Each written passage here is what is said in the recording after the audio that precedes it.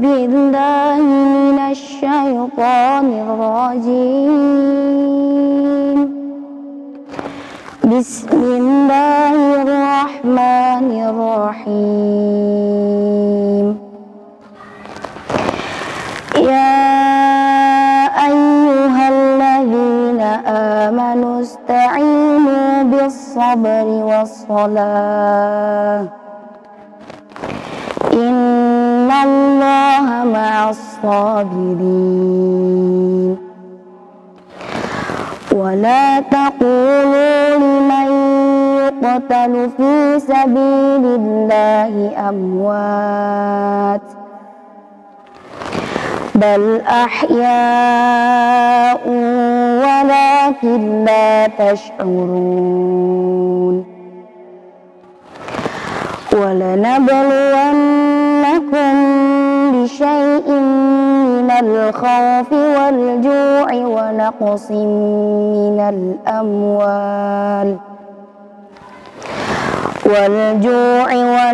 من الأموال والأنفس والثمرات وبشر الصابرين الذين إذا أصابتهم مصيبة قالوا إنا لله وإنا إليه راجعون. أولئك عليهم صلوات من ربهم ورحمة وأولئك هم المهتدون. صدق الله العظيم. Bismillahirrahmanirrahim. Assalamualaikum warahmatullahi wabarakatuh.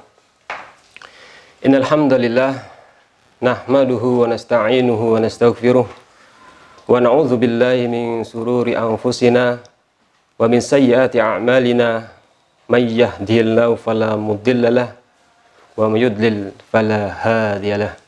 Asyhadu an la ilaha illallah wahdahu la syarikalah wa asyhadu anna Muhammadan abduhu wa rasuluh la nabiyya wa la rasula ba'dah. Rabbi shrah lana sudurana wa yassir lana umurana wahlul 'uqdatam bil lisanina yafqahu qaulana. Subhanaka la ilma lana illa ma 'allamtana innaka antal alimul hakim. Qad qala Allah ta'ala fi kitabil karim. A'udzu billahi minasyaitonir rajim. Bismillahirrahmanirrahim.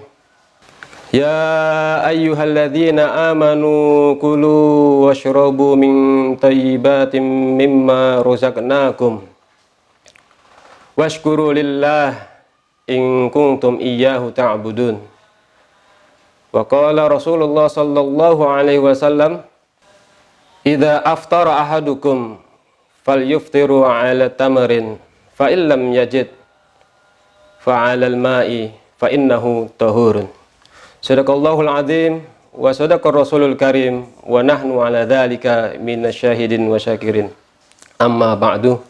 Kaum muslimin rahimakumullah, alhamdulillah kita masih diberikan nikmat oleh Allah Subhanahu wa taala, nikmat sehat, nikmat iman dan nikmat Islam, sehingga kita masih dapat diberikan anugerah oleh Allah Subhanahu wa taala untuk bertemu kembali dengan bulan suci yang mulia ini. Salawat serta salam marilah kita selalu haturkan kepada baginda Nabi Muhammad sallallahu alaihi wasallam. Mudah-mudahan kita kelak diaku oleh umatnya sehingga mendapat syafaatul uzma. Amin ya rabbal alamin. Ramadan secara bahasa adalah kering dan menghangatkan. Karena memang Ramadan dari suku bahasa diambil dari kata ramad atau ar-ramad yang artinya kering. Karena banyak sekali kaum muslimin yang merasa kering dan dahaga, terutama di tenggorokan. Oleh karena itu, Allah Subhanahu wa taala telah memberikan tuntunan kepada kita, memberikan perintahnya untuk memakan makanan yang baik dan meminum minuman yang baik pula. Dan kaitannya dengan perintah Allah ini yang disebutkan ayat di awal tadi, ada salah satu makanan yang memang banyak sekali manfaatnya dan banyak sekali khasiatnya untuk kita, terutama kita sedang berada dalam bulan suci Ramadan, sedang berpuasa, sehingga kita banyak membutuhkan nutrisi-nutrisi, banyak membutuhkan vitamin agar tercukupi kebutuhan yang diperlukan oleh tubuh kita. Dan buah itu adalah buah kurma, ya. Buah yang berasal dari Jaziratul Arab. Allah Subhanahu wa taala berfirman dalam surat Ar-Rahman, A'udzu billahi minasyaitonir rajim. Bismillahirrahmanirrahim. Fiha fakihatu wan nahlu dzatul akmam. Shadaqallahul adzim. Yang artinya, di dalam bumi tersebut terdapat buah-buahan dan kurma, selagi mempunyai kelopak yang mayang. Kaitannya dengan ayat tersebut, Syekhul Azhar, Syekh Al-Maraghi berbicara di dalam tafsirnya bahwasanya mengapa Allah Subhanahu wa taala mengkhususkan an-nahlah daripada al-fakihah, sedangkan tamr itu atau nahla itu, kurma itu termasuk salah satu bagian daripada buah-buahan. Ada beberapa keutamaan daripada kurma tersebut. Yang pertama, bahwasanya kurma itu bisa menjadi qutun atau makanan pokok. Kemudian yang kedua, kurma bisa menjadi fawakih seperti fawakih yang lain atau buah-buahan seperti buah-buahan yang lainnya. Kemudian yang ketiga, kurma bisa menjadi ad-dawa atau obat. Dan yang terakhir, kurma itu bisa menjadi al-ghidha atau sumber nutrisi yang dibutuhkan oleh tubuh kita. Ma'asyiral muslimin rahimakumullah.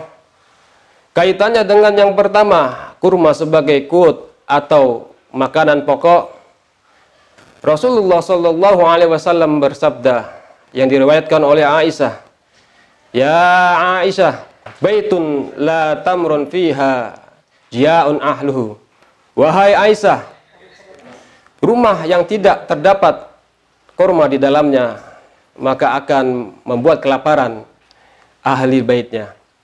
Ma'asyiral muslimin rahimakumullah.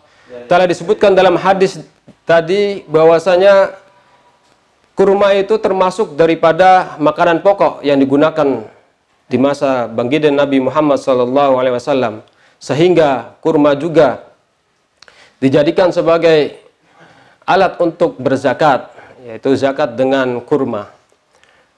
Kemudian yang kedua itu adalah kurma sebagai fakihah, buah-buahan, karena memang kurma itu termasuk daripada buah-buahan yang bisa membuat kita sehat karena kandungan vitamin yang dikandungnya dan lain sebagainya. Kemudian yang ketiga, kurma sebagai ad-dawa atau obat, karena memang kandungan yang di dalamnya banyak sekali obat yang bisa kita manfaatkan. Salah satunya adalah hadis baginda Nabi Muhammad SAW, "Man tasabbaha," barang siapa yang makan pagi, wa ya'kulu sab'ata maratin ajwah, dan memakan 7 kurma azwah, falam yadurru yawma idzin, maka tidak akan membahayakan pada hari itu asummun, racun, wala sihrun, dan tidak juga sihir. Jadi barang siapa yang memakan kurma, khususnya kurma azwa, pada pagi hari yang dalam kondisi masih kosong, perut kita belum masuk sesuatu yang lainnya kecuali kurma, maka insya Allah atas izin Allah Subhanahu wa taala kita akan terhindar daripada racun dan terhindar juga daripada sihir. apalagi sekarang sedang masa pandemi, maka marilah kita bersama-sama untuk membudidayakan memakan kurma setelah kita bangun dan sebelum kita berbuka ya. Karena memang ada hadis juga yang mengatakan bahwasanya Rasulullah SAW terbiasa berbuka puasa dengan menggunakan kurma, baik itu dia berbentuk kering atau berbentuk rutab yang basah.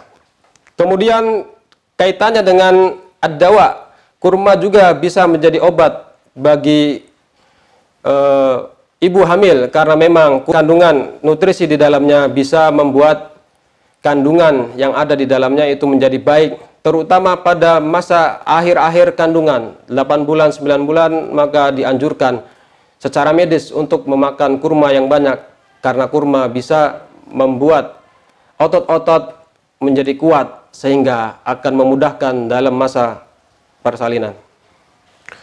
Kemudian lebih lanjut, kenapa fakihah dan kurma dibedakan? Karena memang kurma an-nahlah itu tidak satupun bagian daripada pohonnya itu dibuang, dalam artian semuanya bermanfaat.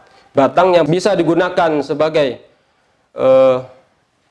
tiang rumah di tiang masjid.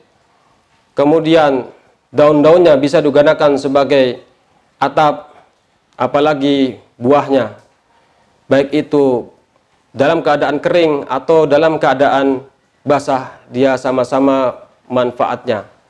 Karena nilai gizinya sangat tinggi. Di sana terdapat glukosa atau gula alami, terdapat juga serat, yang serat tersebut bisa memperlancar pencernaan kita, dan di sana juga akan menguatkan otak kita dan menguatkan penglihatan kita, sehingga mempertajam ingatan dan mempertajam pandangan kita.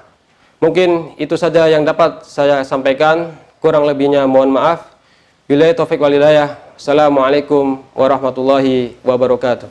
Ramadhanu siyamun wa du'a'u, Ramadhanu amanun wa safa'u, Ramadhanu siyamun wa du'a'u, Ramadhanu amanun wa safa'u, Ramadhanu sulu